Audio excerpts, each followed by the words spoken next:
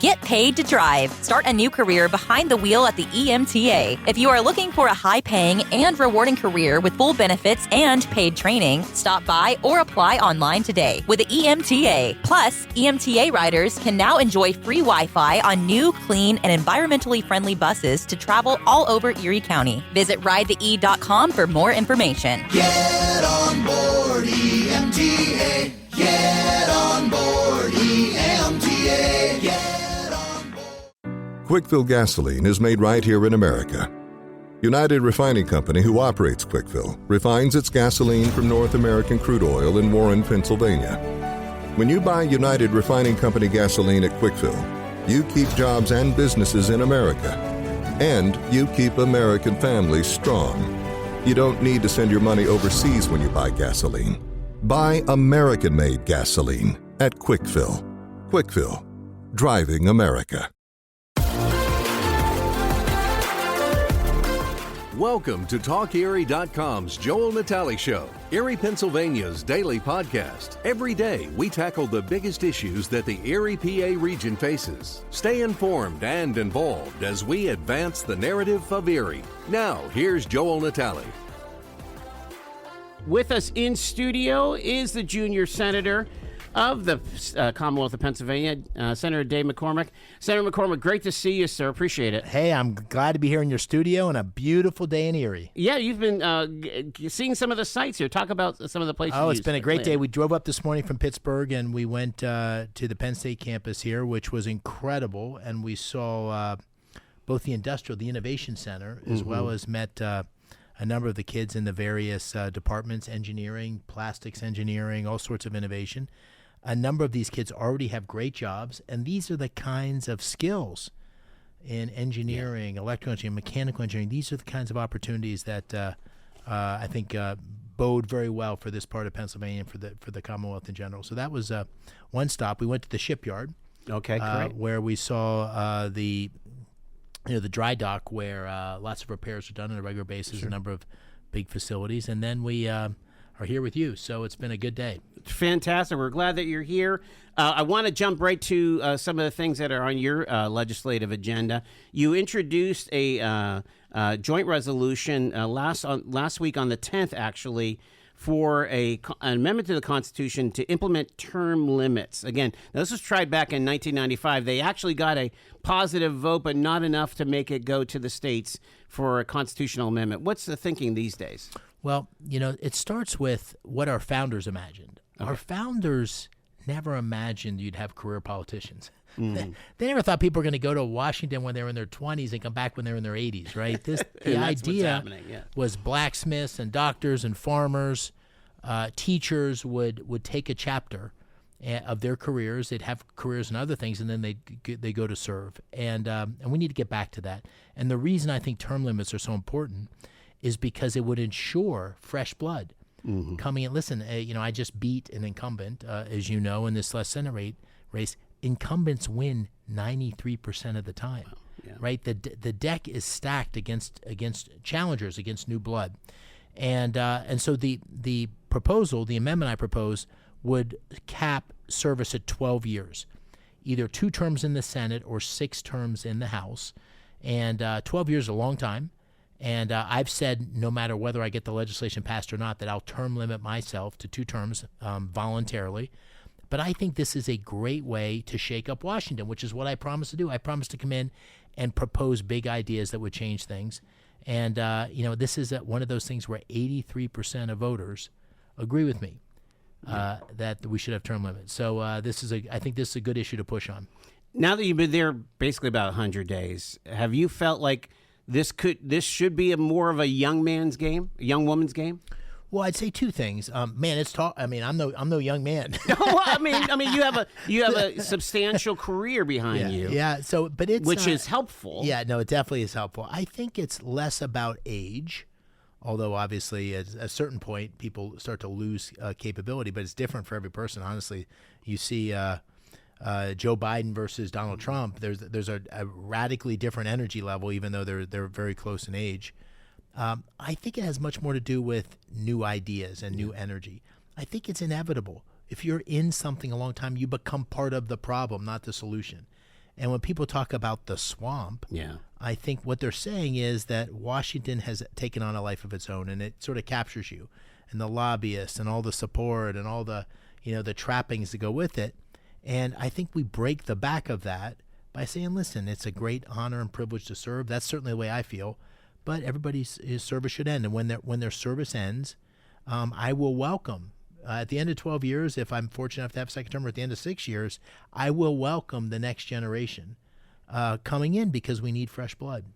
Let's pivot here. We have Senator Dave McCormick with us here in studio on Talk Erie. An outside observer might say that the attempt on President Trump's life in Butler last July and the arson at the governor's mansion last week, that Pennsylvania is becoming known for political violence.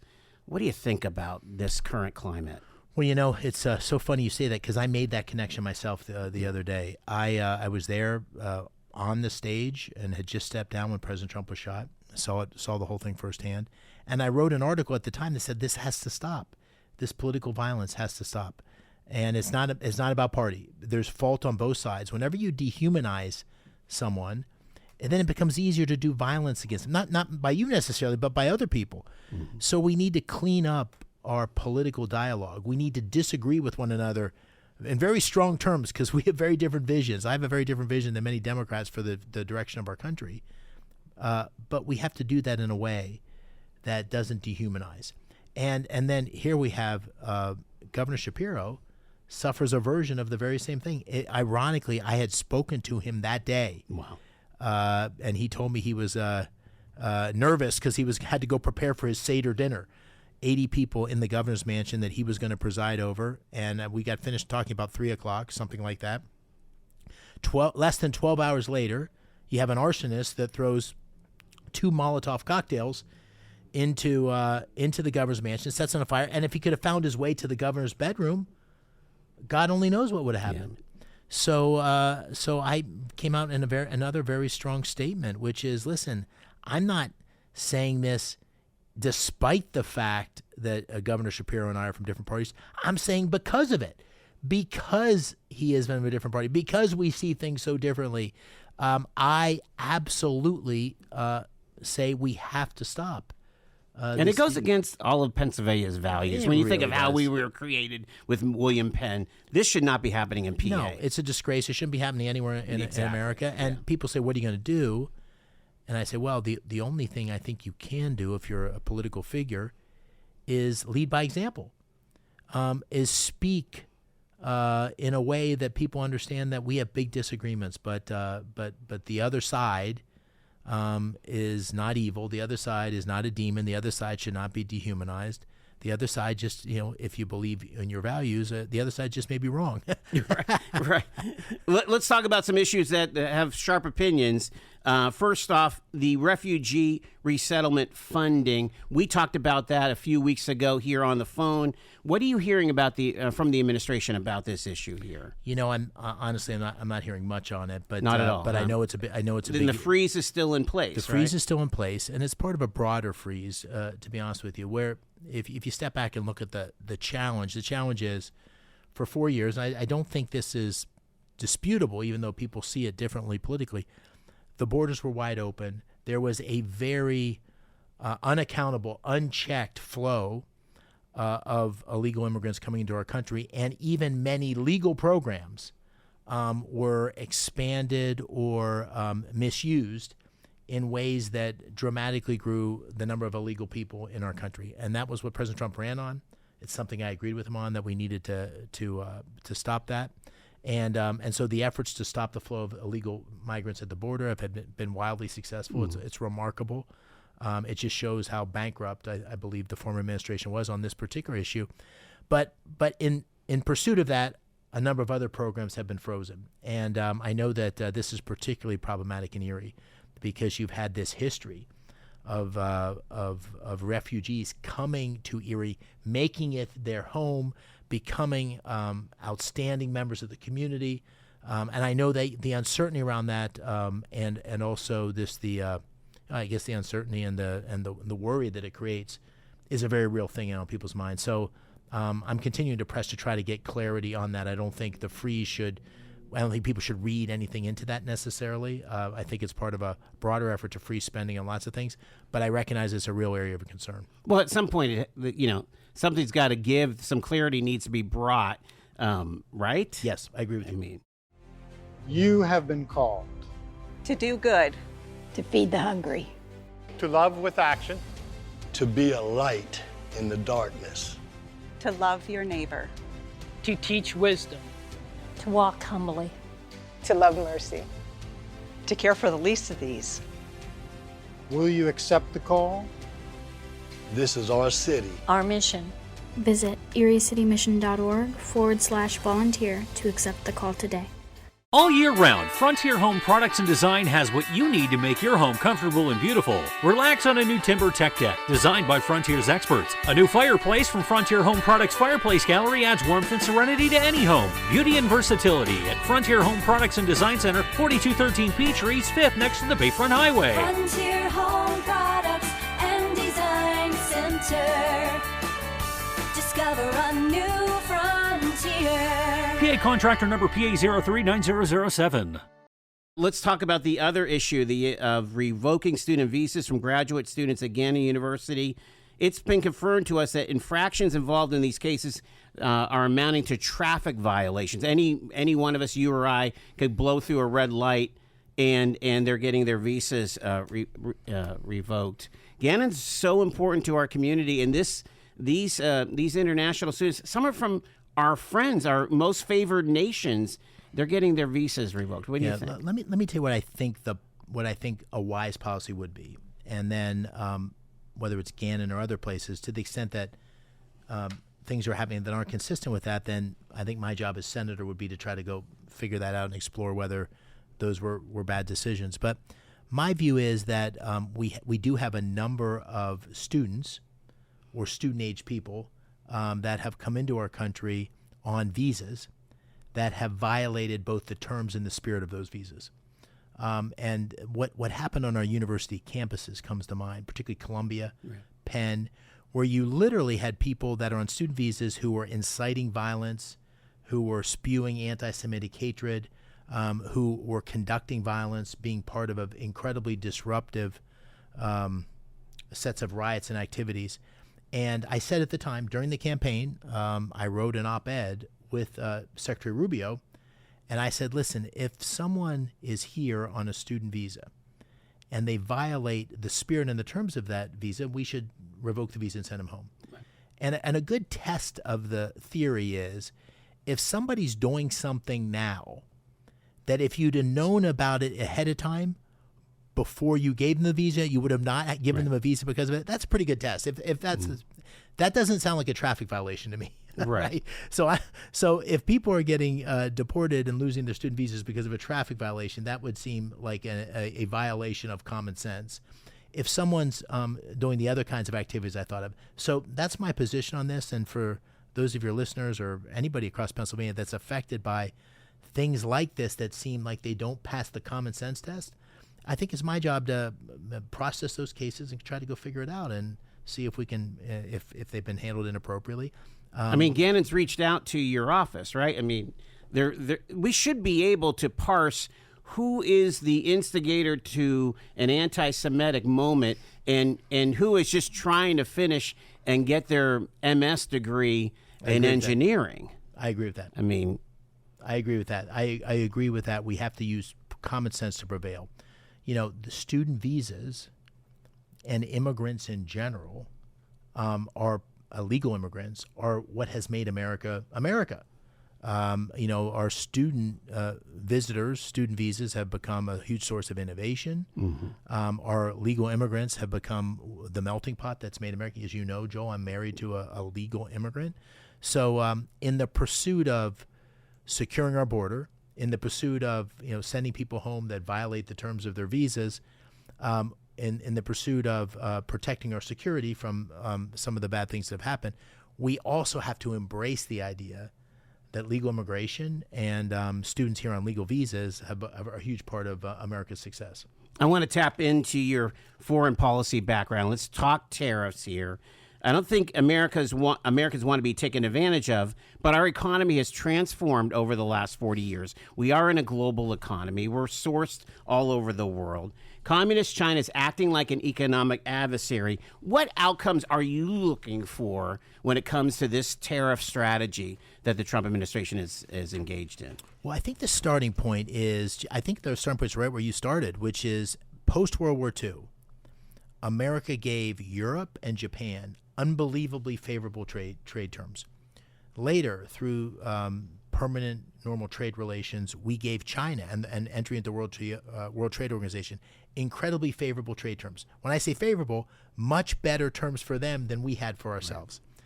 And that was intentional. It was in America's interest because it helped rebuild Europe, it helped rebuild Japan, it helped China grow into much more of an economy that could take care of its people. But those unfair practices have now persisted. In the case of post-World War II, 75 years. And so America has an unfair deal, unfair trading practices with Europe, with Japan, with China.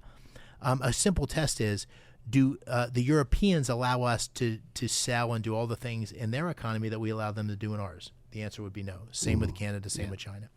So what we're trying to achieve with the tariffs is fairness, fundamental fairness. And a way to describe fairness is it more or less a fair deal? You're right. It's like a marriage. When the marriage can sometimes get out of balance, and someone in the marriage says, "I need you to do something different to make it more fair, more balanced."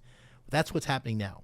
And so, even though we're having tough talks with Europe, tough talks with Japan, China's in a separate case. I'll come back to China. Tough talks with Canada doesn't mean we're going to get divorced. I don't think it should. We have common values. We fought wars together.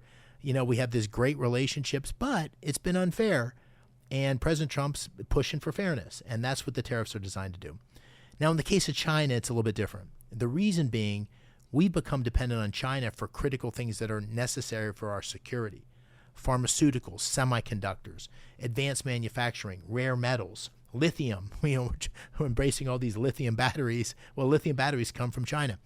We've got to create more independence from China, what I call strategic decoupling, to make sure that we're not dependent on China, because China is our biggest adversary. It's our biggest military adversary. It's our biggest economic adversary.